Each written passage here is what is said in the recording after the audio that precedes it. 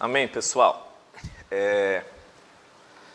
Para vocês entenderem um pouco o propósito desses encontros, a ideia inicial, motivadora, primeira delas é que, uma vez que eu compreendo que o Evangelho é a verdade, eu não tenho nenhum problema de ouvir a verdade seja dita por qualquer olhar humano, seja da ciência, da biologia, da matemática, porque, sendo a verdade, de Deus é. Por mais que a religião muitas vezes não consiga fazer essa compreensão e separou durante milênios e séculos a religião da ciência, o Evangelho não tem esse problema. Então, é para que a gente compreenda que não há conflito, que a verdade sempre será a verdade. E o segundo aspecto, para que vocês compreendam, é que, de maneira geral, nós temos, nunca se procurou tanto livros de autoajuda, palestras motivacionais, coaches motivacionais. As pessoas estão entendendo as suas fragilidades.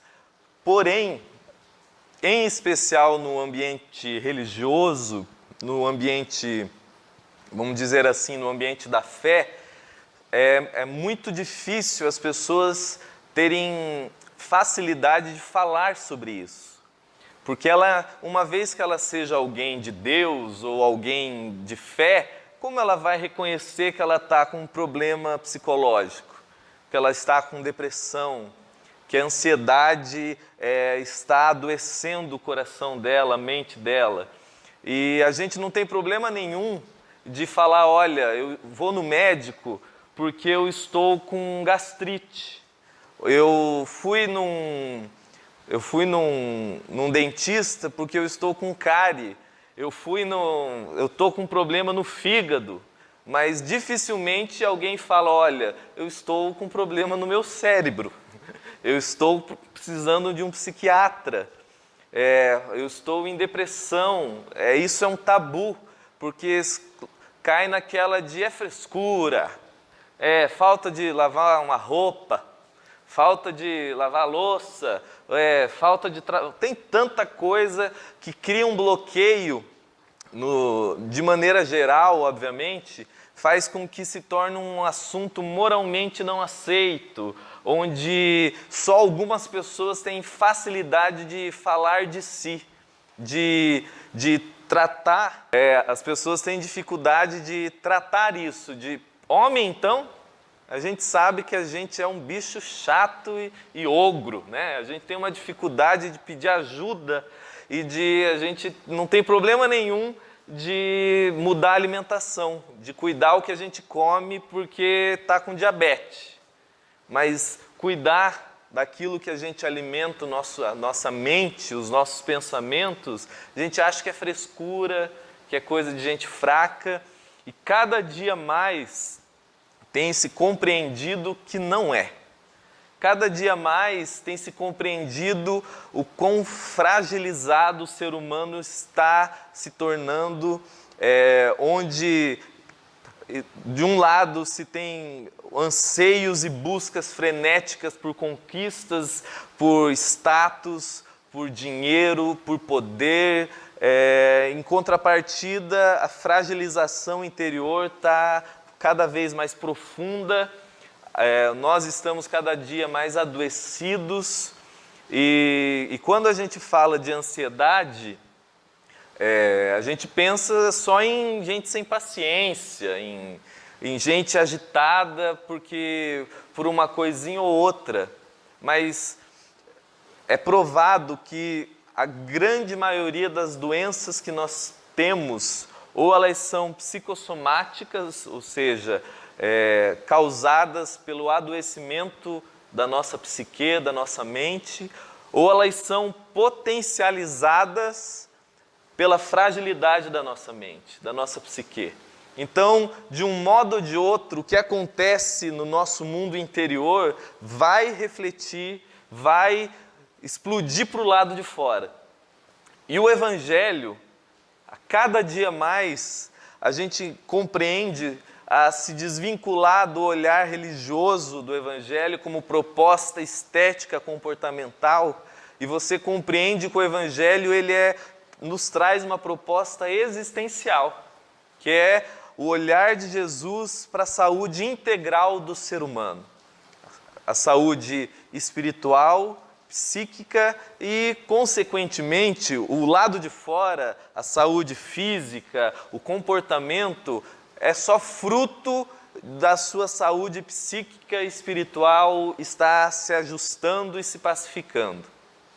Então, a Cris, que é psicóloga, ela vai trazer, junto comigo, o olhar como a psicologia trata a ansiedade, que é esse mal que você pode não muitas vezes reconhecer, mas que está nos afetando profundamente, independente da idade, a classe social. Então, eu vou passar para a Cris, então ela vai ter a liberdade aí de trazer o olhar da psicologia, para depois, então, eu poder falar como o Evangelho trata o olhar de Jesus a respeito disso.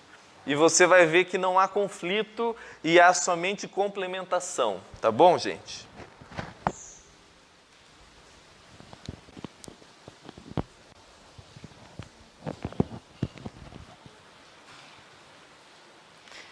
Boa noite, pessoal. Tudo bem?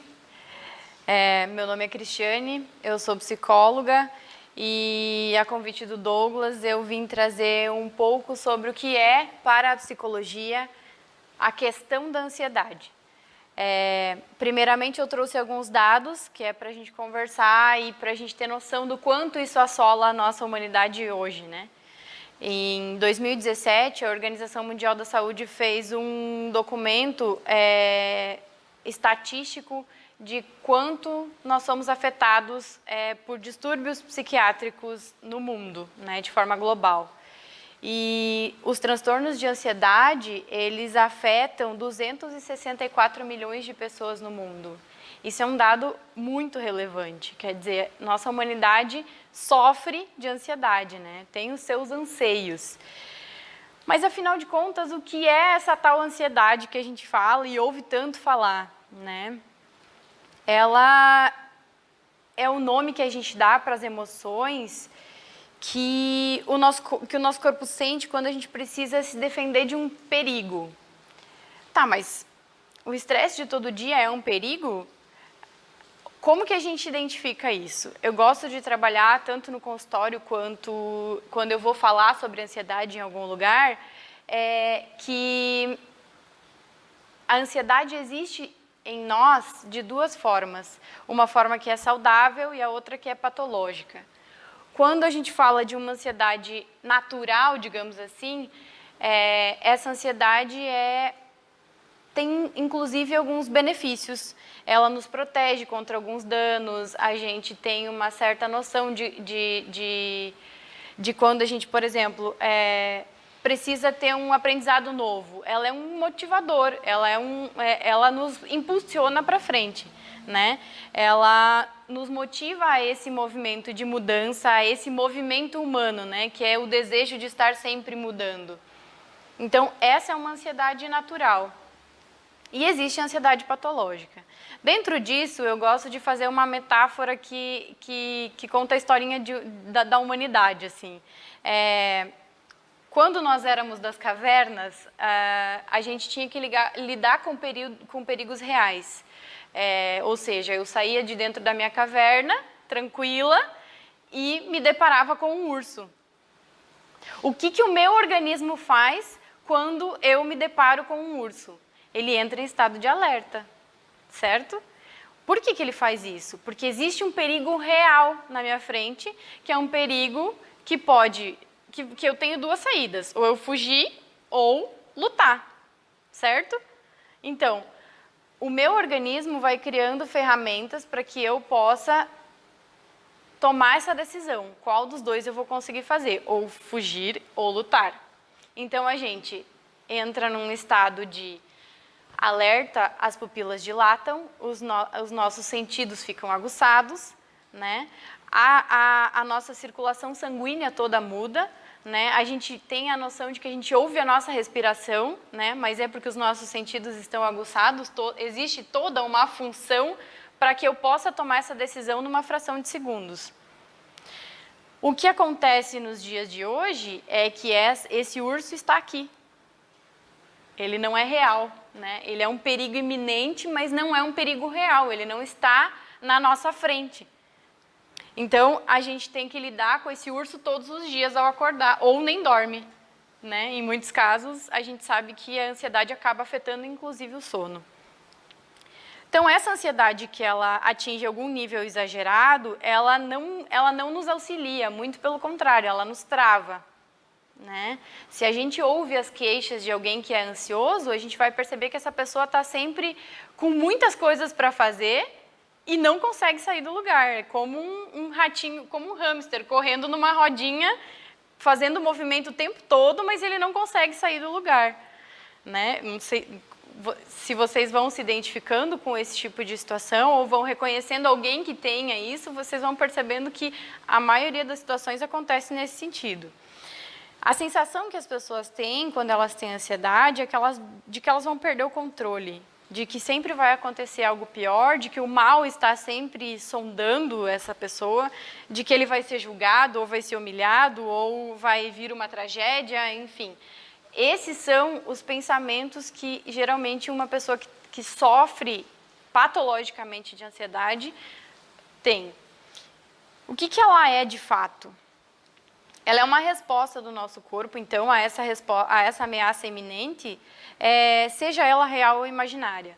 Por que pode ser real ou imaginária? Porque a gente tem alguns tipos de ansiedade, né? A ansiedade é como se fosse um tronco e a gente tem alguns galhos delas que são o transtorno de pânico.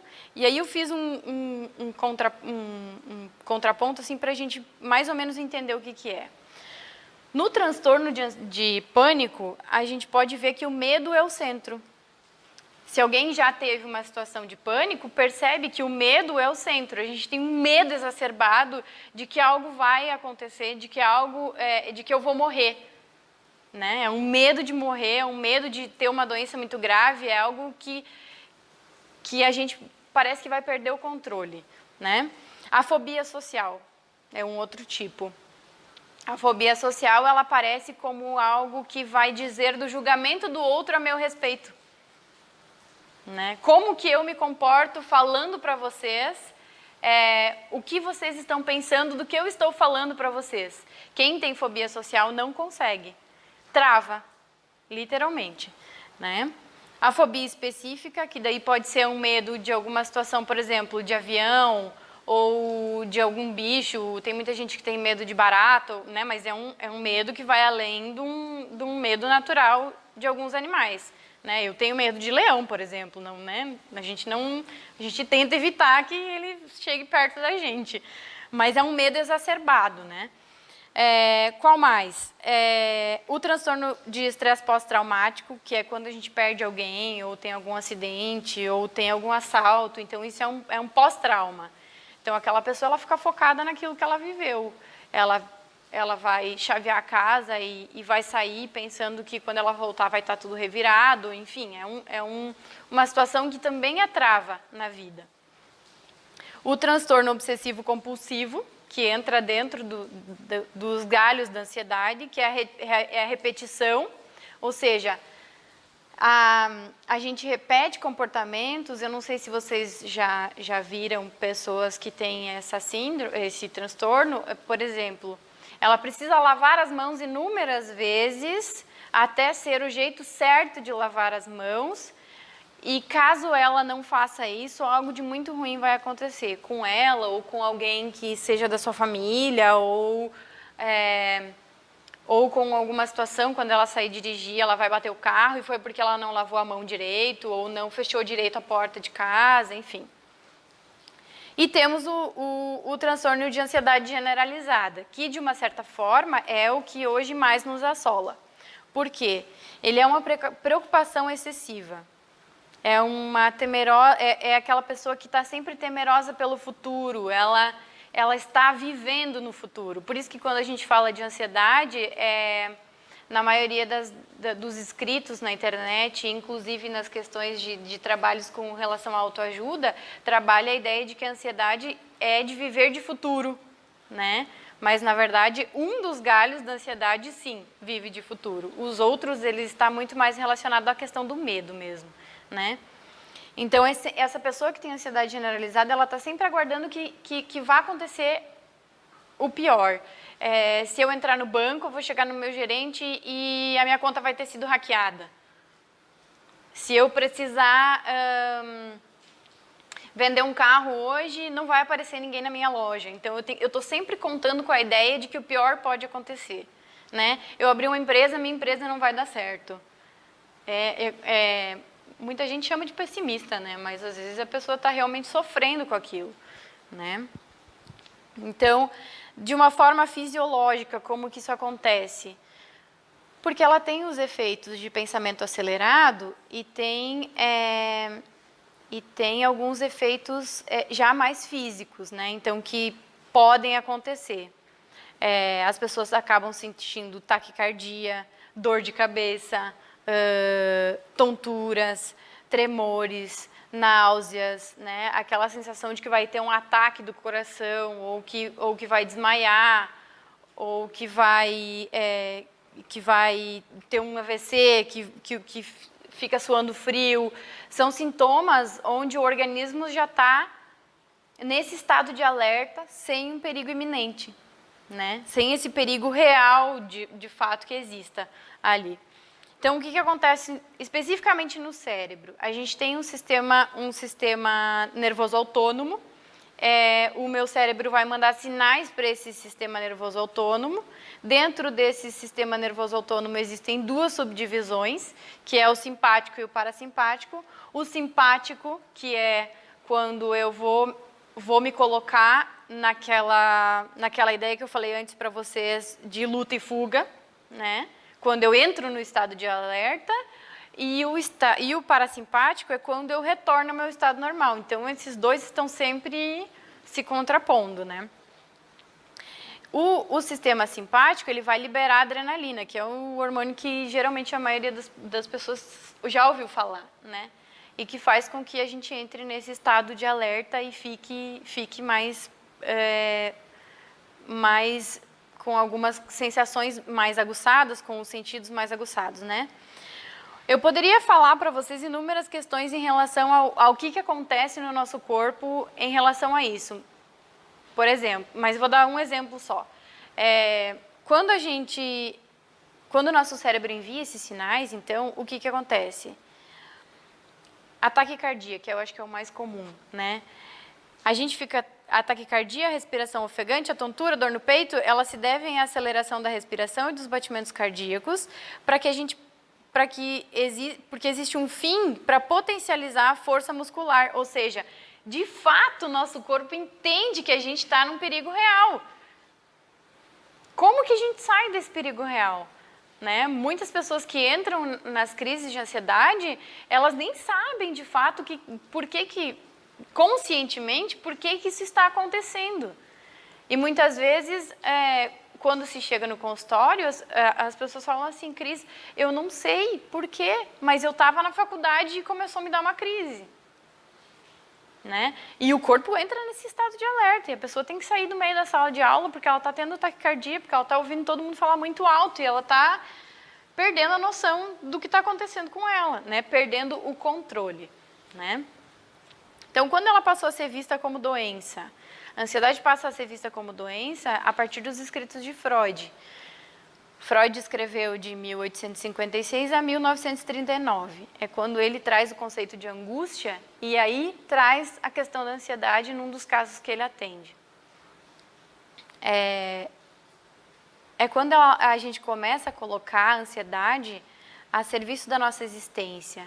Ou seja, ela passa a estar presente todos os dias na nossa vida. A gente tem que dar conta de tudo. Né? A gente tem algo sempre para dar conta. A gente está preso a uma demanda externa. né? Há uma demanda social ou uma demanda individual, que a gente chama na psicologia como uma demanda familiar. O Douglas tem que ser o meu filho que vai ser um médico de sucesso. E o Douglas assume isso como uma demanda individual. E ele vai estudar pra caramba, mas talvez no dia da prova dê um branco, ele não consiga fazer a prova. Porque tem uma demanda sobre isso que ele não consegue dar conta, né? Então, a ansiedade, ela é o travar, né? Muita gente reclama também, quando eu fico muito ansioso, eu procrastino.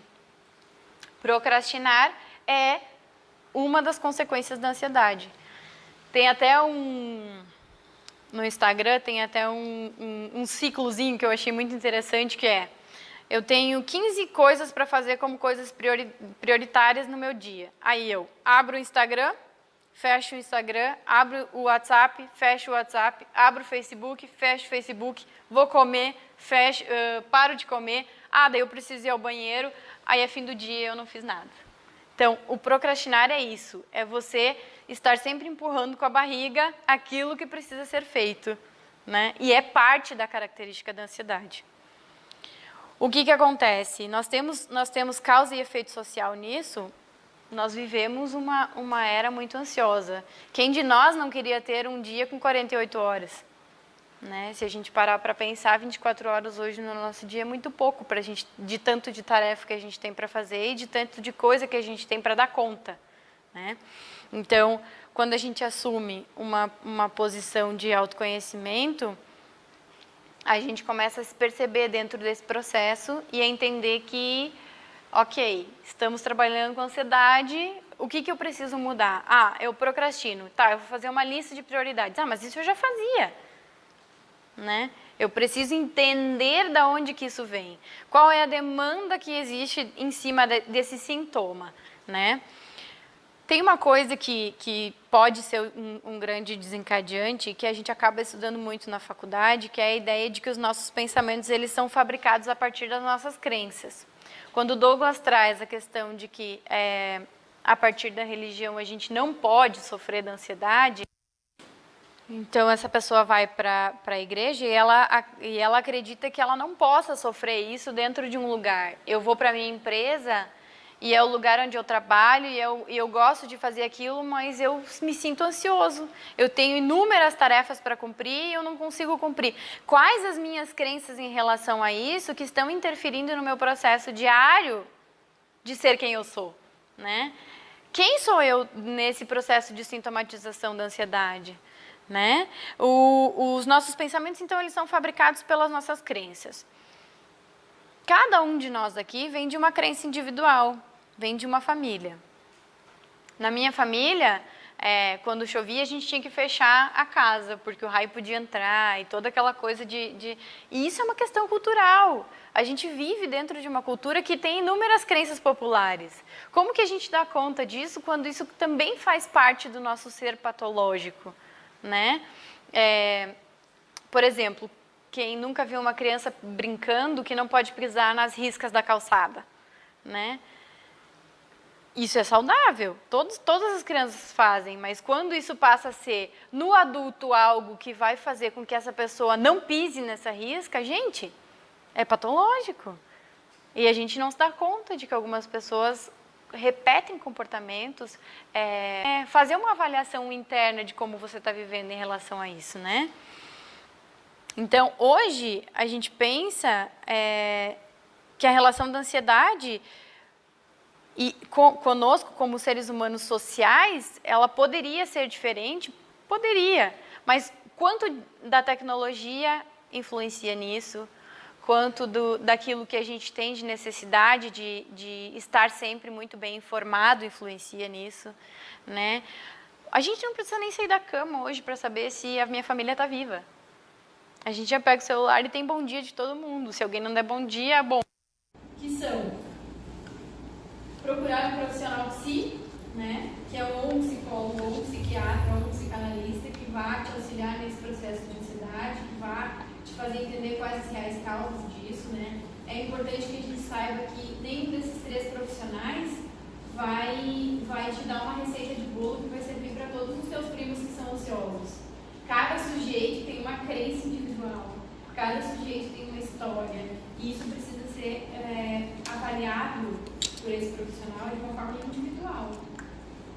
Como profissional, a gente vai fazer uma avaliação da história desse sujeito e vai entender aonde que isso começa, né? E tratar essa questão da ansiedade como um sintoma. Se observar, se reconhecer, se tornar, o que eu sempre digo para os meus pacientes, um detetive de si mesmo, só vai auxiliar nesse processo. Né? A gente ainda precisa desenvolver muito o hábito do autoconhecimento e da autoavaliação. Ah, mas eu me autoavalio super bem. Tá bom, então por que você está tendo taquicardia e não consegue dormir? Você precisa ser crítico com você. Se você realmente quiser fazer uma avaliação, você precisa entender, tá? Mas a gente precisa ser um pouco mais crítico com ele, né? O que um psicólogo vai fazer? Vai trabalhar essas questões, um psicanalista da mesma forma, e o psiquiatra vai fazer uma avaliação sobre a necessidade da medicação, né? Além disso, quais as propostas que a gente tem, assim?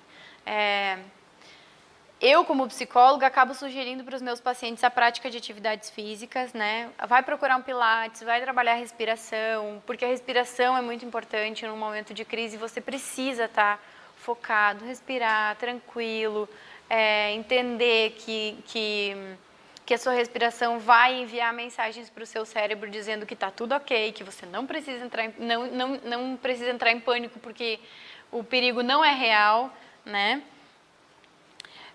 Além da atividade física, a alimentação é muito importante, quer dizer, pessoas ansiosas, de forma geral, têm um quê a mais por café, que ajuda pra caramba, só que não, né?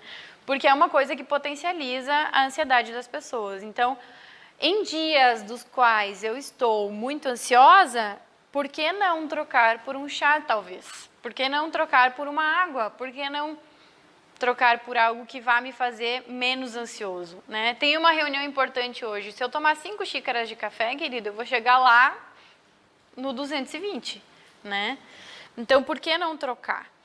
Eu até trouxe alguns alimentos assim que são simples e que a gente pode citar, mas o ideal é que também seja procurado um profissional que também, né, em todas essas questões, tanto o profissional de educação física, quanto o fisioterapeuta, quanto o nutricionista, são peças fundamentais para a gente, essa rede de profissionais, ela nos auxilia muito no processo de ansiedade, né? Cris, eu queria que você falasse como que a psicologia encara a autoajuda, os livros de autoajuda, as palavras de autoajuda, como tratamento da ansiedade.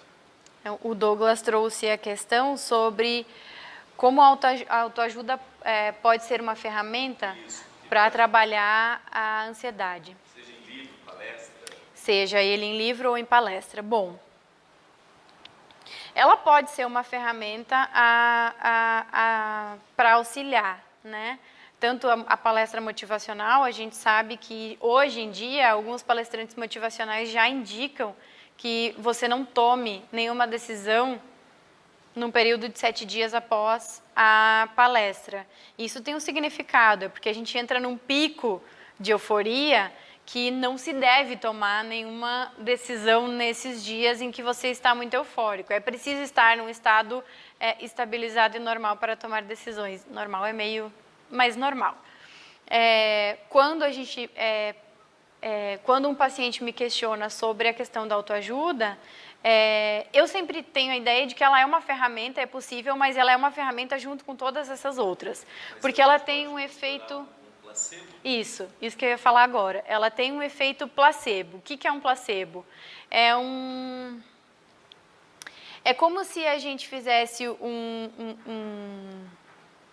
um efeito que não é duradouro, né? Ele não tem uma durabilidade, ele não vai fazer um tratamento, ele vai te dar Ele pode ser uma ferramenta, por exemplo, que te incentive a fazer esse trabalho de se auto-observar, de entender quais são as tuas causas, mas ele não vai tratar efetivamente.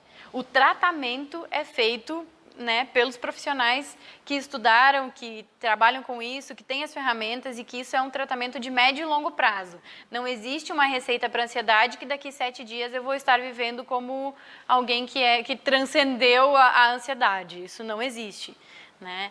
É um tratamento, é uma doença, a gente precisa entender isso como tal e precisa entender que existe um processo de tratamento, principalmente. Né, e que isso funciona de médio a longo prazo, nunca com uma receita de bolo. Diminua a ansiedade em 10 passos, isso não existe. Né, porque a gente tem situações individuais, como sujeitos individuais que somos, com histórias individuais. Então, é uma ferramenta que pode auxiliar na história de cada um, mas não deixe de pensar no processo de tratamento como um todo, né? Se utilizando ou não das ferramentas de autoajuda, né? Outros tratamentos aí que vai de acordo com cada realidade, com cada sujeito, é a questão da meditação, que é muito importante. Hoje a gente já tem como ferramenta o mindfulness, que é uma espécie de atenção concentrada, que você faz um movimento para se ater a determinados comportamentos para entender como o seu organismo funciona naquela forma de atenção concentrada. E assim você vai recuperando a questão do equilíbrio, né? Muito usado em algumas crises de ansiedade, aí vai de acordo com a abordagem de cada profissional que você vai buscar, né? A alimentação, ela auxilia. Um dos alimentos que eu ia trazer é a questão da alface, porque ela tem alguns aspectos calmantes, alimentos bem comuns e que a gente costuma ter no nosso dia a dia. Tem uma reunião importante, por que não pegar uma maçã? Né? Maçã é um dos alimentos que auxilia na hora de momentos mais ansiosos. Maçã, os ovos, a laranja, a uva. A uva é fonte de vitaminas do complexo B e auxilia no funcionamento do sistema nervoso central, que é o responsável, então, por toda essa função. Tá? Optar por um tratamento de médio e longo prazo é poder se dar a oportunidade de fato, tratar a ansiedade e se perceber ansioso é uma oportunidade da gente trabalhar algumas mudanças importantes. É preciso que a gente olhe para dentro de forma mais profunda, né? A proposta da psicologia, da psicanálise, da psiquiatria é sempre estar voltando para dentro, né? A gente está entendendo por que eu funciono de tal forma. Por que eu tenho esse medo exacerbado? Por que eu preciso me preocupar com coisas que ainda nem chegaram? Né? E isso é uma realidade social hoje. Então, trazer a questão da ansiedade eu achei fundamental. Passo para o Douglas agora para que ele dê continuidade.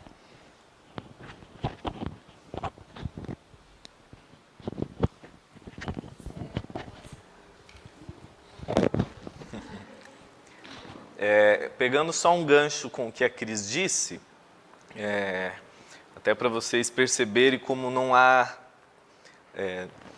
nenhum conflito pelo que ela disse, pelo contrário, é só uma somatória.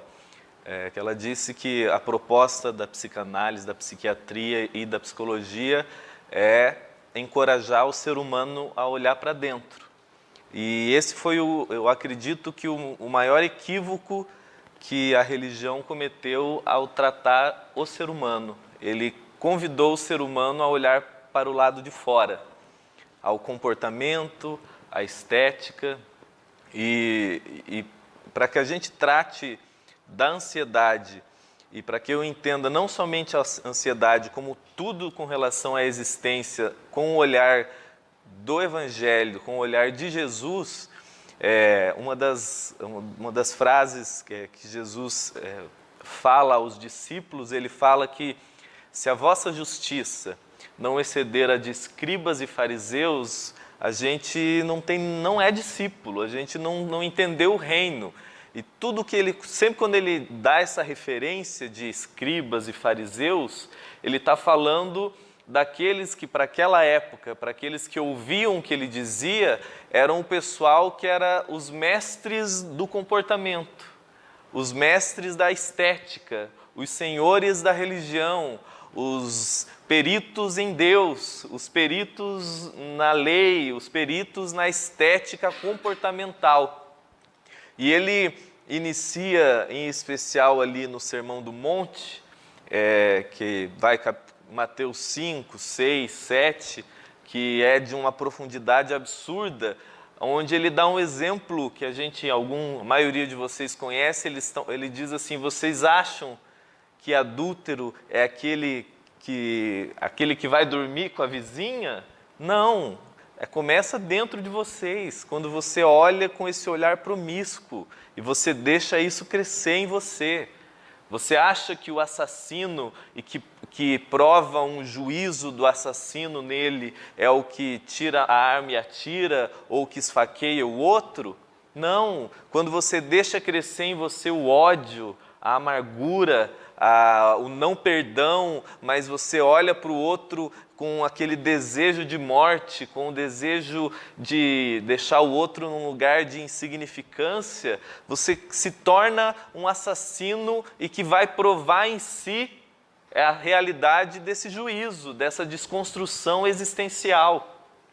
Então, quando eu penso na ansiedade, algumas compreensões que eu preciso ter a partir do Evangelho e que vai nesse olhar que a Cris nos trouxe, é a compreensão de que o Evangelho sempre me traz uma proposta que me convida a me enxergar. Ele não me traz uma proposta moral, de média ponderada, de impressionar a Deus, de faça isso para não ir para o inferno, ou faça isso para Deus se agradar de você, porque uma das máximas do Evangelho que eu preciso guardar em mim é que Deus sabe sempre sobre mim, até o que eu não sei, até o que eu não admito, até o que eu nunca verbalizarei. Deus sabe o que acontece em mim. Eu não sou uma surpresa para Deus. Na maioria das vezes, eu sou uma surpresa até para mim mesmo. Às vezes eu não me conheço, eu finjo nos meus auto-enganos as coisas que eu guardo em mim há muito tempo e que estão me adoecendo. A outra compreensão que eu preciso ter para eu tratar da ansiedade ou qualquer coisa a partir do olhar de Jesus é que, de antemão, eu preciso entender que nada me separa do amor de Deus, nem a ansiedade. Deus ama os ansiosos. Eu preciso compreender que a minha ansiedade, ela faz mal a mim e às pessoas que se relacionam comigo. Mas eu estar ansioso ou pacificado não altera o olhar de Deus ao meu favor. Eu estar ansioso, eu tratar a minha ansiedade, eu tratar esse mal que adoece o ser humano, não é algo que eu faço para Deus. Não é algo que eu faço contra o inferno. Mas Deus não tem eu odeio ansioso, tem implicância com gente ansiosa, como se Deus falasse, olha, não seja ansioso, como se Jesus falasse, olha, não andeis ansiosos, eu tenho uma implicância com gente ansiosa. Não tem nada de moral no discurso do Evangelho, na proposta do Evangelho. Se aquilo está dito, é para o meu bem, para o bem do meu ser. Então, por que eu estou falando isso para vocês? Porque essa proposta de autoenxergamento, de autoconhecimento, muitos de nós, ou a maioria de nós, não tem coragem de fazê-la com profundidade, porque a gente começa a se deparar com coisas muito feias que a gente carrega. E eu preciso ter essa confiança que, apesar das minhas loucuras interiores, a graça de Deus está sobre mim. Existe perdão sobre a minha vida. Existe isso que eu carrego, essa ansiedade que está me adoecendo, essa que está me gerando pânico, esse medo adoecido, isso não me separou do amor de Deus. Ele sabe de mim. É eu que preciso reconhecer o que eu estou carregando e está me matando. Mas uma das palavras mais longas no Evangelho acerca disso, depois você pode conferir lá na sua casa com calma, é ali em Mateus, no capítulo 6, que é onde Jesus trata a partir do versículo 19, é o 5, 6, 7, é uma conversa só. Mas quando Jesus ele entra nesse ensino, ele trata algo que vai nas raízes da coisa, que é onde não tem nada a ver com autoajuda, com esse efeito placebo, com ansiolítico, não tem problema nenhum você tomar sua água de melissa, o seu chá de camomila para te ajudar a dormir, qualquer coisa, como a Cris falou. Mas isso, se você não tratar, se as raízes não forem tratadas, uma hora ou outra o bicho volta. Aquilo volta e dá na sua cara, e se não volta com uma crise de ansiedade, é uma úlcera que te estoura, é um câncer que te acomete, é uma doença mental, é uma fibromialgia, seja o que for. E a raiz de tudo, se eu quero tratar a ansiedade com o olhar do Evangelho e que não entre em conflito com o que a Cris disse, você precisa entender os significados da sua existência, os valores que determinam a sua existência. Jesus, quando ele chega na parte onde ele fala não andeis ansiosos, você tem que ver o que ele fala antes disso. Ele começa esse assunto falando: não ajunteis tesouros, que a traça come, que o ladrão rouba. O que ele está tratando ali, ele fala: olha, quando a sua vida se significa, quando os valores da sua existência, os tesouros que você carrega, aquilo que você olha para dentro de você e para o espelho e fala: é isso que me faz ser alguém. É isso que me valoriza, é isso que faz eu ser, olha, agora eu sou alguém porque eu conquistei isso, porque eu tenho isso. Isto, o Evangelho fala que você chama do meu tesouro. Isso é o que me valoriza, isso é o que me significa, isso é o que tem valor essencial de significados. É isto, ele fala, se na sua vida for isto, o final de tudo é que vai desencadeando. Ele fala: olha, onde está o seu tesouro, aí está lá o seu coração, toda a sua interioridade.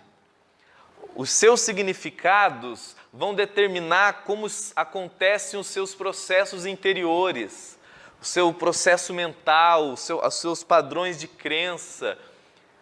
Daí ele fala: e os olhos são a lâmpada do corpo, porque onde está o seu tesouro, está o seu coração, e aonde for o seu coração, a sua interioridade vai determinar o modo que você enxerga a vida, o modo que você escaneia, o modo que você julga as coisas.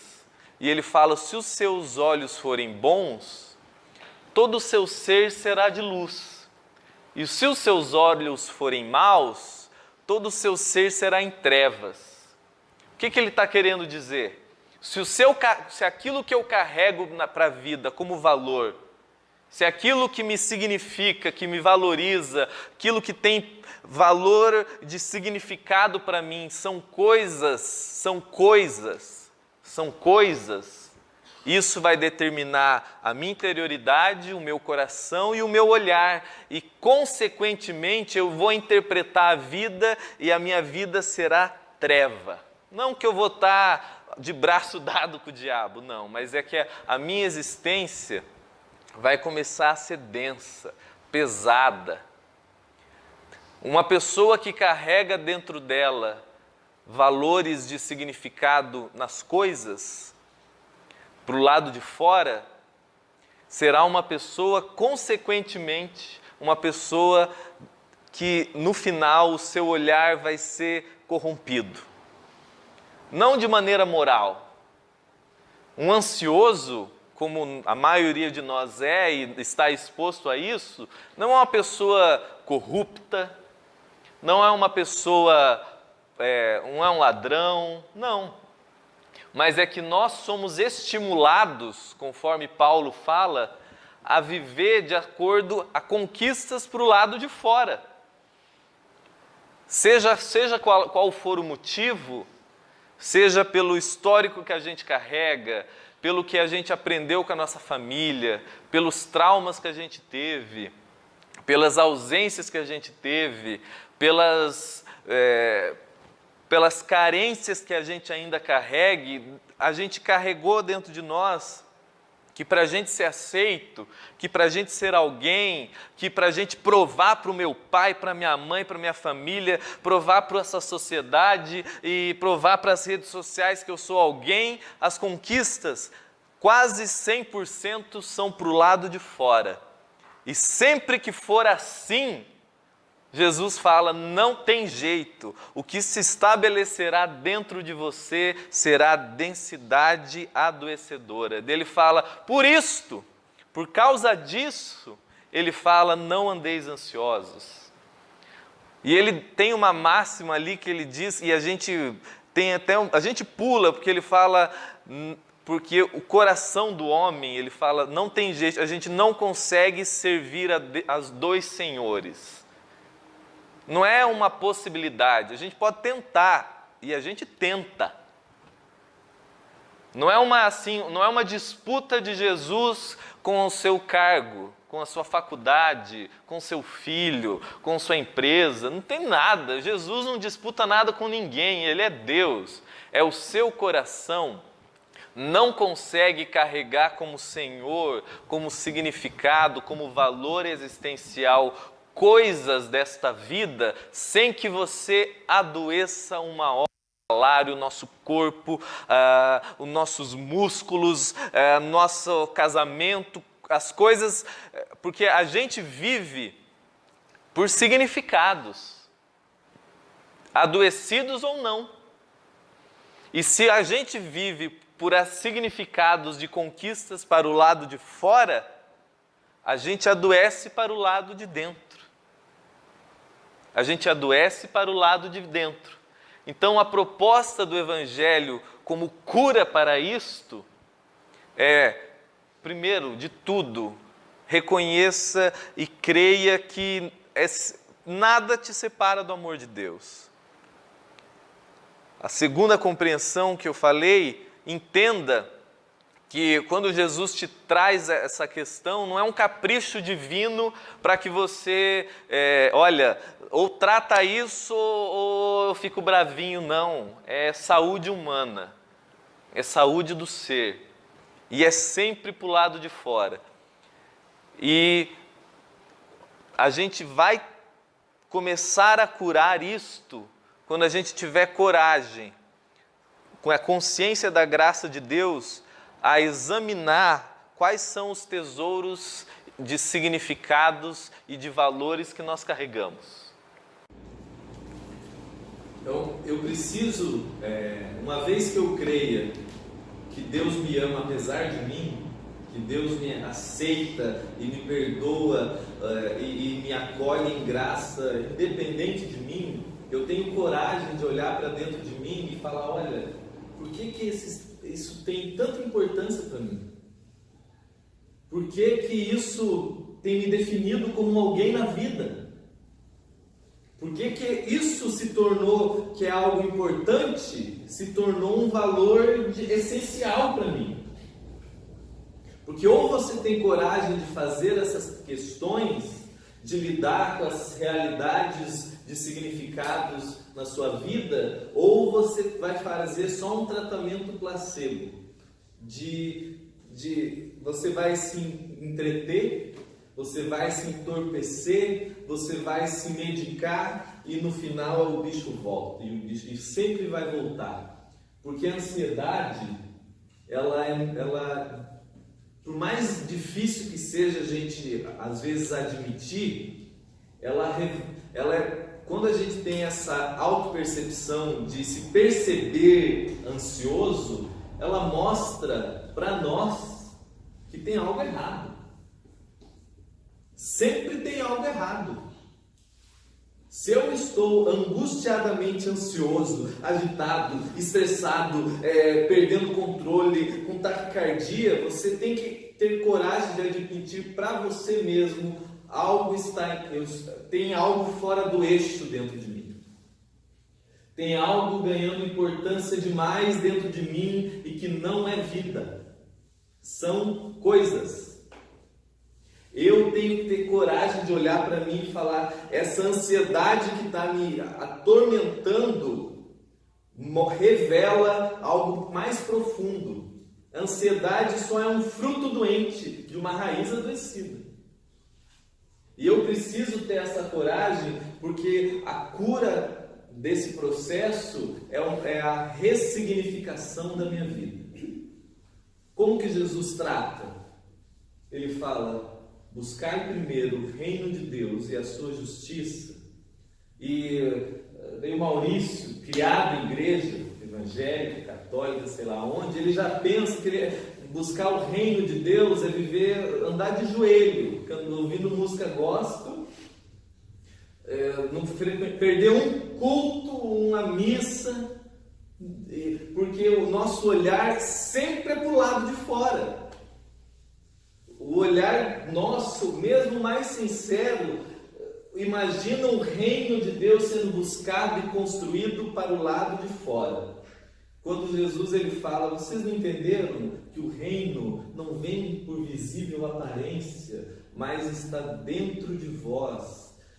E é justiça, paz, alegria, ou seja, o reino de Deus em mim, que eu devo buscar como cura de ansiedade, todos os males que podem me acometer, é esse reino de ressignificação dentro de mim, como o que eu carrego como um significado para a vida.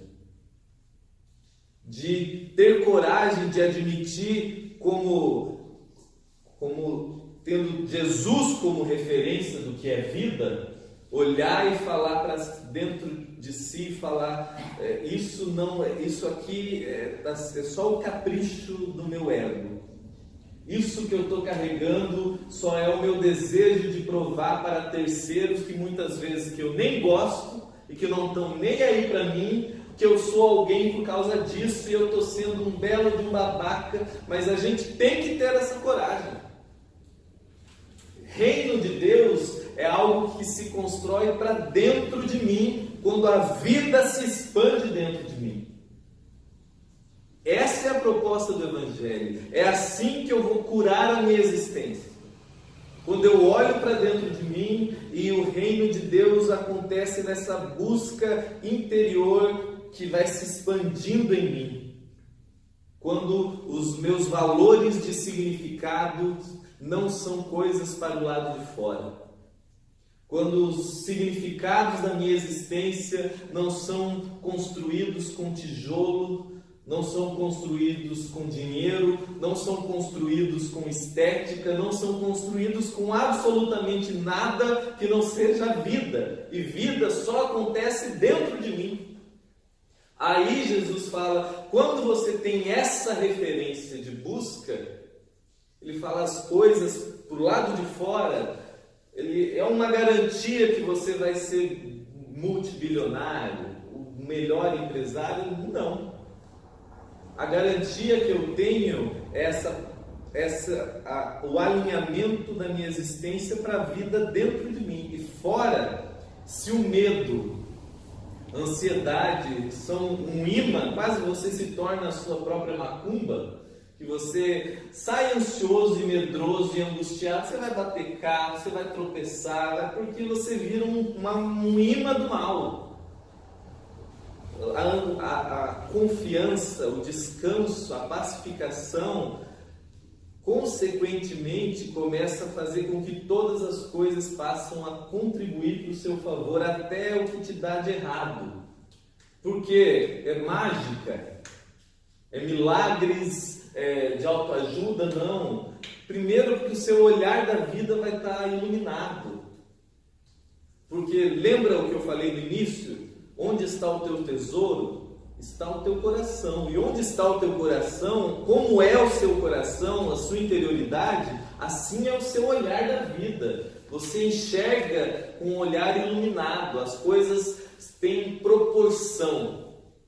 Porque o ansioso, e a Cris pode confirmar isso, ele olha tudo de maneira desproporcional. É sempre uma desgraça, né? É sempre um olhar negativo. Eu lembro de um exemplo bem bobo, mas quando a gente estava decorando e vendo coisas para o nosso apartamento, algo chegou errado, eu acho que foi o tapete, sei lá. Você vê como era importante. E eu fiquei numa irritação que parecia que eu ia morder a parede. E a minha esposa sutilmente olhou para mim e falou: meu Deus, mas que desproporção é essa? E aquilo eu irritado, sabe? Homem macho, né? Que não pode reconhecer. Mas aquilo foi uma facada dentro de mim que eu falei: que desproporção é essa? Eu estava cansado, estava irritado com obra, mil motivos. Mas se a maturidade não é a ausência de conflitos, mas a percepção de se enxergar.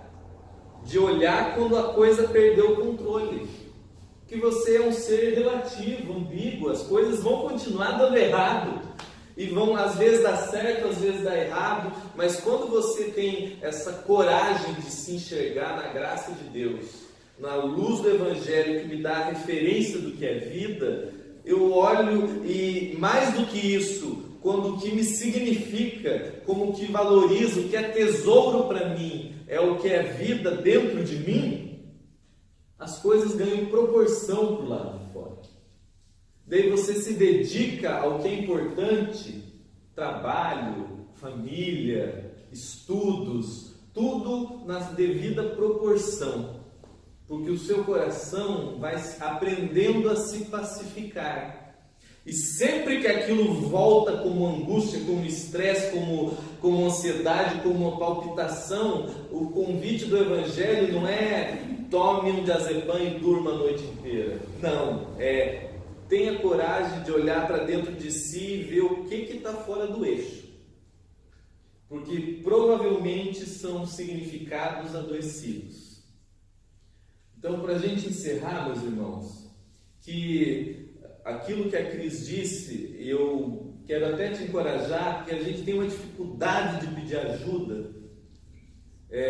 Antes disso, desculpa, alguém tem alguma pergunta?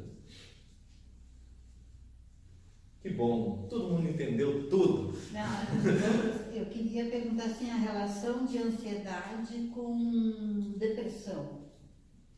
Essa pacificação da não mais ansiedade, do tratamento, né, da ansiedade, digamos assim, não se sente mais ansiosa, parece que não sente mais nada. E isso não seria uma depressão? Existem situações, por exemplo, existe o transtorno misto, que é o transtorno de ansiedade e depressão, porque muitas pessoas imaginam que a ideia de depressão é uma apatia total, né? Você não tem vontade de nada. E a ansiedade também está dentro da depressão. Ela também aparece como um sintoma da depressão. Então, existe relação entre ansiedade e depressão? Existe. Existe também a ideia de que a apatia total seja a depressão. Mas nem sempre, e aí vai depender de cada sujeito, da história de cada um, como que isso se estabelece dentro de cada um, né? O desenvolvimento disso. O desenvolvimento de como foi isso. Porque eu posso sim ficar ansioso, por exemplo, por não ter vontade de fazer nada. E eu me cobro isso, né? Eu fico na autocobrança. Eu não tenho vontade de fazer nada, mas meu Deus, eu nunca fui assim, porque eu estou sem vontade de fazer nada. Então isso é um gerador de ansiedade. Acaba que os dois se encontram. Mas a gente vai fazer uma conversa franca sobre a depressão. Porque é algo que, e a Cris pode confirmar, isso existe uma depressão que a pessoa, o nosso cérebro, ele vai se alterando. E às vezes começa com um transtorno emocional, mas que altera a química do seu cérebro. Então muitas vezes você vai precisar de um auxílio medicamentoso quando a depressão ela se torna química, A depressão quanto à própria ansiedade, né? Mas a gente vai falar mais especificamente sobre depressão porque é algo mais, seria um passo além.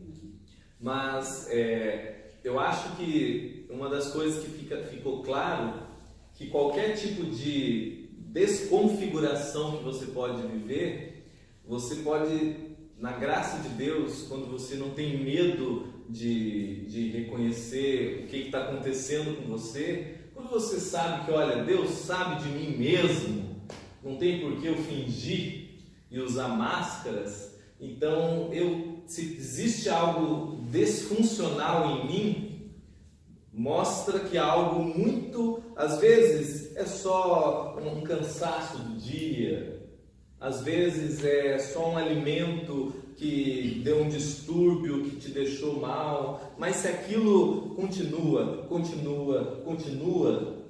não tenha medo de fazer esse processo de autoencaramento, e se você não consegue fazer isso sozinho, faça isso com alguém de sua absoluta confiança, seja esse alguém muito experiente com relação à vida e à misericórdia ao seu respeito, ou com a ajuda de um profissional que vai te ajudar a fazer esse caminho, seja um psicanalista, um psicólogo, porque às vezes porque eu preciso entender às vezes o porquê que tal coisa se tornou tão importante para mim. Porque volto a dizer, se algo pro lado de fora te significa de algum modo na existência, se alguma conquista pro lado de fora te significa de algum modo na vida, você adoecerá, meu irmão. Eu adoeço, porque o seu coração não consegue se valorizar com coisas pro lado de fora. E se você não consegue sozinho fazer esse caminho de profundo, você precisa fazer com o auxílio de alguém. Pode? Dentro da psicologia, a gente entende que o ser humano é falho e vai ser falho até o fim da vida, né? Não existe uma ideia de que a gente vá se tornar perfeito. Dentro disso, é um convite para que a gente possa pensar na autocrítica que eu falei antes como algo dentro do saudável, né? Porque existem pessoas que se cobram demais e isso é uma autocobrança que adoece tanto quanto a questão da ansiedade. É preciso que a gente seja autocrítico no sentido de detetive mesmo, né? De se auto-observar e de uma forma saudável poder olhar para essas situações das quais a gente vive. Também é uma questão a se pensar que não existe uma cura efetiva dentro da psicologia e da psicanálise para o sintoma da depressão. Existe um aprender a lidar com da ansiedade, desculpa. Existe um aprender a lidar. Quem tem um perfil mais ansioso não tem que querer buscar ser Buda, né? Porque isso não vai acontecer. A gente precisa de grandes transformações e precisa de de uma caminhada muito longa se eu quiser chegar a estar no estado de Buda, né? Mas eu posso buscar observar esse sintoma a partir de como eu sou, né? Que eu acho que é o mais rico de tudo, assim. Como a gente entende que por mais que eu melhore, eu ainda carrego uma relatividade em mim, e eu não estou disputando nada com ninguém. Quando eu entendo isso, que a minha referência eu sigo para crescer conforme a imagem do humano perfeito que é Cristo. E eu sei que nesta existência isso sempre será relativo, porque o dia que isso acontecer, significa que eu fui absorvido por Ele para sempre, para a vida. Mas eu estou melhorando para o meu próprio bem do ser. E isso, esse processo, quando eu percebo que, voltando a dizer o que eu disse lá no começo, se gerou uma desconfiguração, se gerou qualquer tipo de excesso, mostra algo errado. Então, até no processo de melhorar, a gente pode se estragar. Então, eu tenho que ter uma referência. Aquele que é o manso dos mansos, aquele que é a paz encarnada, que é Cristo. Eu tenho essa referência. Minha referência não é a Cris, e a partir dele eu me enxergo. Não estou disputando quem é o mais mansinho entre nós. Sou eu para o meu próprio bem do ser. Nossas relações vão melhorar como resultado disso. Tem uma máxima também, que eu não lembro agora qual autor que fala, que diz o seguinte: não podemos buscar a cura para todos os nossos defeitos, pois não sabemos qual deles é o que de fato nos sustenta. Então, alguns defeitos são importantes, a gente precisa aprender a lidar com eles. Né? E para a gente encerrar, a proposta do Evangelho não é que você vá, passe o dia orando, não trabalhe, não. Você tem que, cada um, o apóstolo Paulo diz, viva conforme a luz que tem. O que ele quer dizer com isso? Eu não sei como que eu vou chegar nessa pacificação absoluta. Eu tenho uma referência. E é interessante do Evangelho, do Espírito Santo em nós, é que você vai tendo compreensões. Porque se eu começo a mirar daqui, como eu quero chegar lá no final, e eu estou longe disso, isso vai me angustiar mais ainda. Eu preciso olhar o que eu consigo fazer hoje. Eu preciso ter coragem de admitir, olha, muitas vezes eu não consigo vender toda essa empresa que está me angustiando, mas eu preciso começar a olhar para ela de um modo diferente. Eu não consigo largar minha faculdade e tudo, porque eu preciso me formar, mas eu preciso começar a olhar para ela com um olhar diferente. Porque só nessa mudança de significado dentro de mim já vai consequentemente alterar o modo que eu lido com as coisas.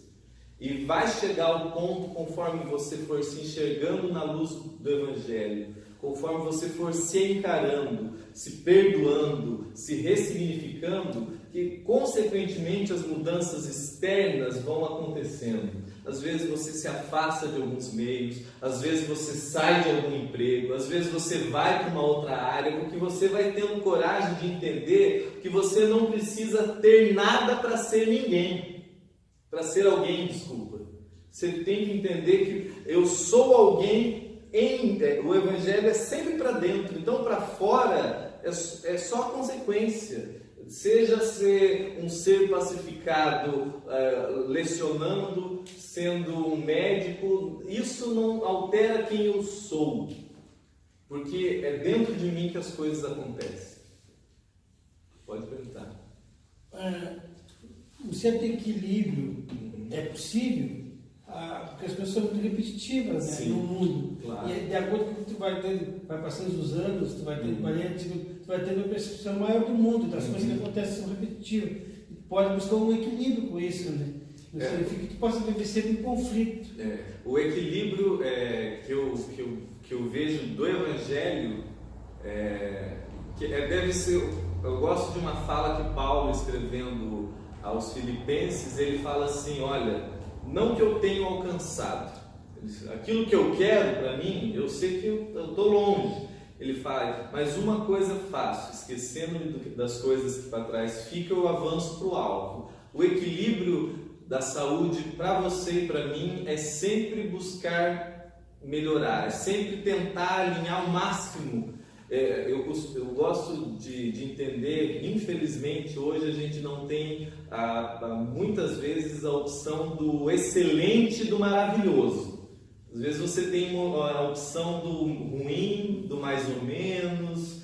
A gente tem que lidar, a existência é assim. A gente não vai ter, uma opção maravilhosa, uma opção perfeita. Não, às vezes você tem uma opção péssima, a menos ruim, a mais ou menos. E você vai ter que, muitas vezes, fazer essas escolhas do menos pior. Mas você tem que buscar, dentro de você, a motivação para aquela escolha.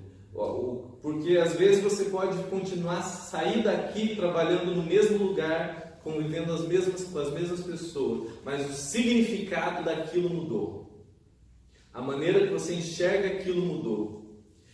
E quando isto é o seu alvo, é alinhar o seu interior, o seu alvo é buscar o reino de Deus em você. Quando isso é o seu alvo, naturalmente, eu te garanto, você vai começar, o Paulo fala, a paz de Cristo se torna o árbitro no seu coração. Tipo, se aquilo começa a te angustiar, te tirar a sua paz, isso é um grande sinal que você está no caminho errado.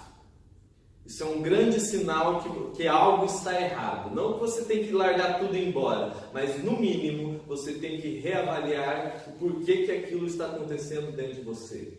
Por que tal situação está me angustiando tanto? É porque eu estou enxergando errado? Aquilo se tornou algo, um peso diferente? Ou simplesmente às vezes eu não tenho nem talento para aquilo? Ou eu estou vivendo isso para provar coisas para as pessoas? Algo está errado. A ansiedade, como eu disse, ela tem esse poder, ela me diagnostica de algo disfuncional. Algo está disfuncional dentro de mim. Então, eu vou me equilibrando conforme eu vou caminhando em busca da paz, em busca dos significados para a vida. Amém? Mais alguma questão? Então é isso. Deus abençoe vocês. Lancemos sobre Deus a nossa ansiedade, pois Ele tem cuidado de nós.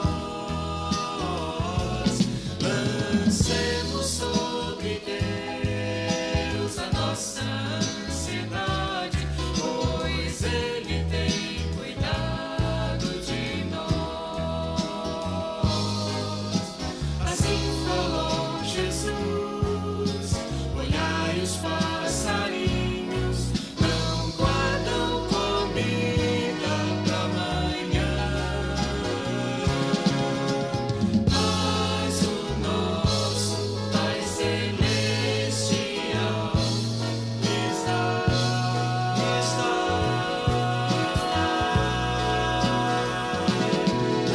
Lancemos sobre Deus a nossa ansiedade, pois Ele tem cuidado de nós. Lancemos sobre Deus a nossa ansiedade, pois Ele tem cuidado de nós. Assim falou Jesus: olhai no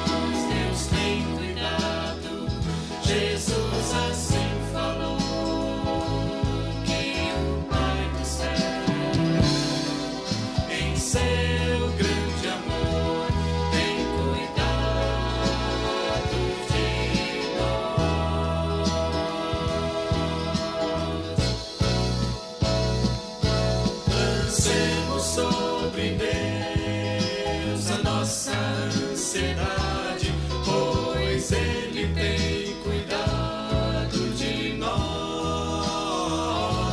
Lancemos sobre Deus a nossa ansiedade, pois Ele